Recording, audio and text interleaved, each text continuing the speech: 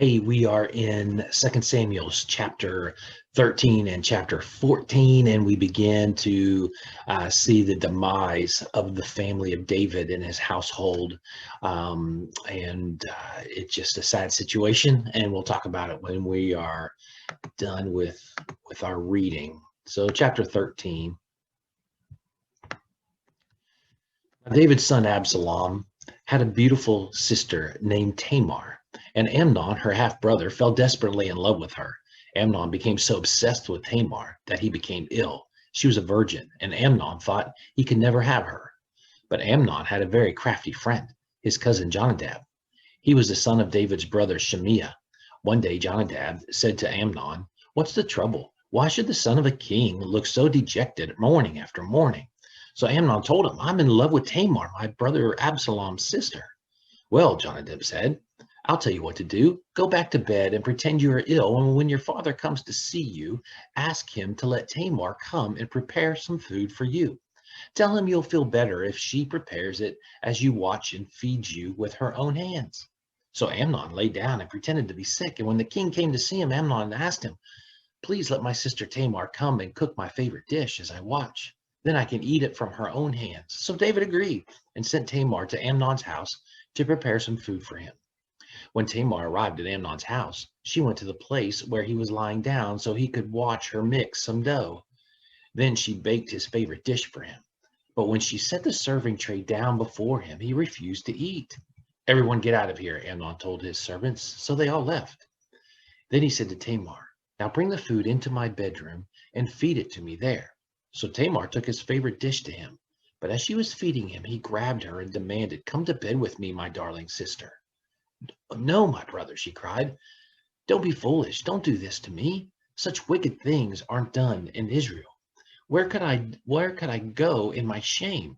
And you would be called one of the greatest fools in Israel. Please just speak to the king about it, and he will let you marry me." But Amnon wouldn't listen to her, and since he was stronger than she was, he raped her. Then suddenly Amnon's love turned to hate, and he hated her even more than he had loved her. "Get her out of here," he snarled at her. "No, no," Tamar cried. "Sending me away now is worse than what you've already done to me." But Amnon wouldn't listen to her. He shouted for his servants and demanded, "Throw this woman out and lock the door behind her." So the servant put her out and locked the door behind her. She was wearing a long, beautiful robe, and as was custom in those days for the king virgin's daughters. Now Tamar tore her robe and put ashes on her head, and then with her face in her hands, she went away crying. Her brother Absalom saw her and asked, "Is it true that Amnon has been with you?" "Well, my sister, keep quiet for now, since he's your brother. Don't you worry about it." So Tamar lived as a desolate woman in her brother Absalom's house. When David heard what had happened, he was very angry. And though Absalom never spoke to Amnon about this, he hated Amnon deeply because of what he had done to his sister. 2 years later, when Absalom's sheep were being sheared at Baal Hazor near Ephraim, Absalom invited all the king's sons to come to feast. He went to the king and said, "My sheep shearers are now at work. Would the king and his servants please come to celebrate the occasion with me?" The king replied, "No, my son. If we all came, we would be too much of a burden on you." Absalom pressed him, but the king would not come, though he gave Absalom his blessing. "Well then," Absalom said, "if you can't come, how about sending my brother Amnon with us?" "Why Amnon?" the king asked. But Absalom kept on pressing the king until he finally agreed to let his sons attend, including Amnon. So Absalom prepared a feast for a king. Absalom told his men, "Wait until Amnon gets drunk. Then at my signal, kill him. Don't be afraid. I'm the one who's given the command. Take courage and do it." So at Absalom's signal, they murdered Amnon. Then the other sons of the king jumped on their mules and fled. As they were on their way back to Jerusalem, this report reached David: "Absalom has killed all the king's sons. Not one is left alive." The king got up, tore his robe, and threw himself on the ground. His advisors also tore their clothes in horror and sorrow. But just then Jonadab, the son of David's brother Shemiah, arrived and said, "No, don't believe that all the king's sons have been killed. It was only Amnon. Absalom has been plotting this ever since Amnon raped his sister Tamar." "No, my lord the king, my king, your sons aren't all dead. It was only Amnon." Meanwhile, Absalom escaped. Then the watchman on the Jerusalem wall saw a great crowd coming down the hill on the road from the west, and he ran to tell the king, "I see a crowd of people coming from the Horonim road along the side of the hill." "Look," Jonathan told the king, "there they are now. The king's sons are coming, just as I said." They soon arrived, weeping and sobbing, and the king and all his servants wept bitterly with him. David mourned many days for his son Amnon.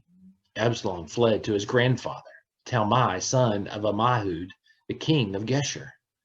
He stayed there in Geshur for 3 years, and King David, now reconciled to Amnon's death, longed to be reunited with his son Absalom. Joab realized how much the king longed to see Absalom, so he sent for a woman from Tekoa who had a reputation for great wisdom. He said to her, "Pretend you are in mourning. Wear mourning clothes and don't put on lotions. Act like a woman who has been mourning for the dead for a long time.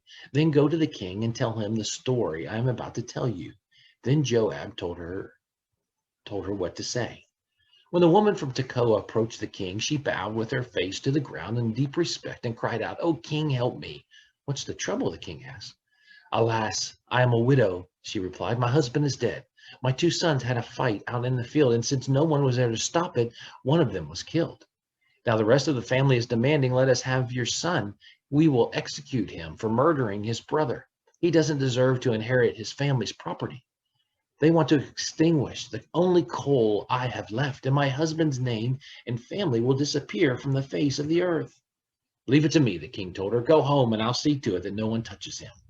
"Oh, thank you, my lord the king," the woman from Tekoa replied. "If you are criticized for helping me, let the blame fall on me and on my father's house, and let the king and his throne be innocent." "If anyone objects," the king said, "bring him to me. I can assure you he will never harm you again." Then she said, "Please swear to me by the Lord your God that you won't let anyone take vengeance against my son. I want no more bloodshed."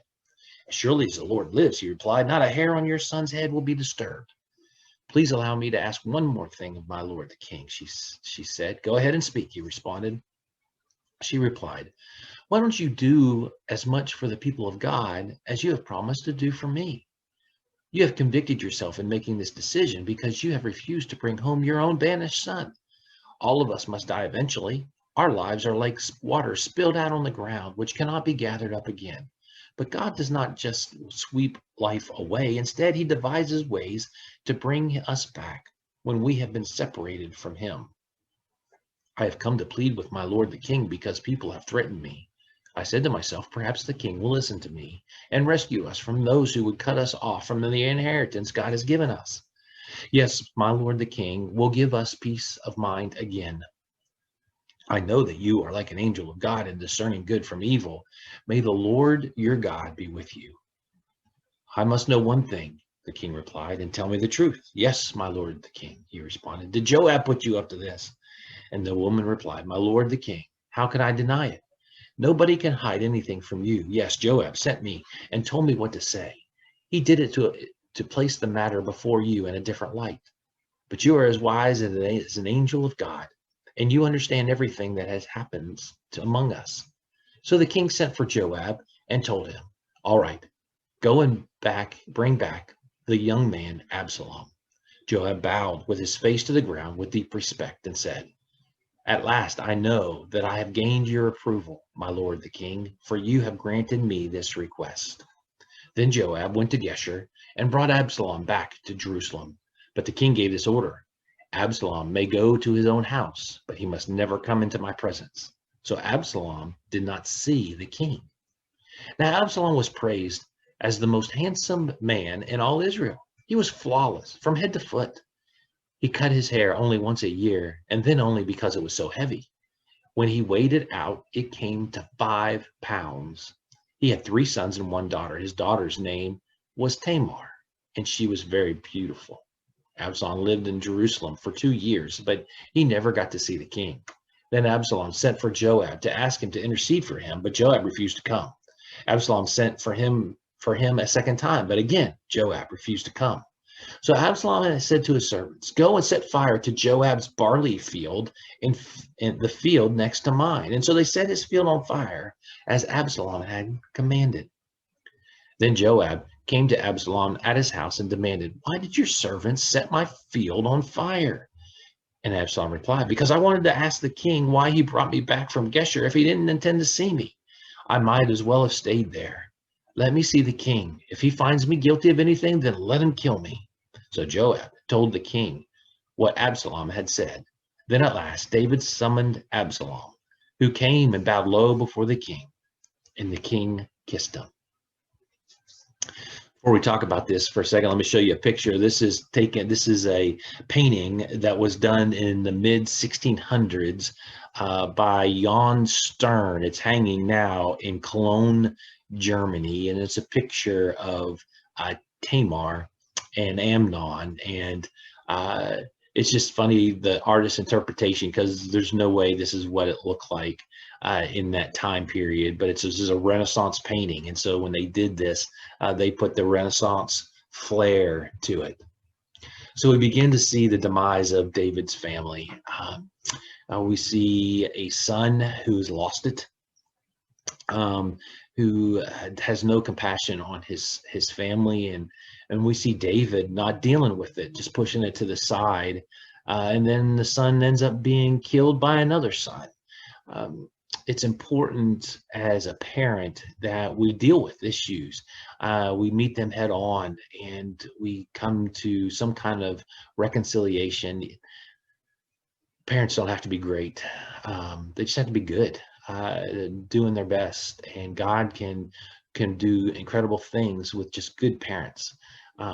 David struggled in that area, and I think he struggled in that area because there were other sins in his life that he was struggling with. And his kids see that, and kids see everything that we do, and they learn from us. And so be wise, be strong, and be faithful. Be a good parent. Have a great day.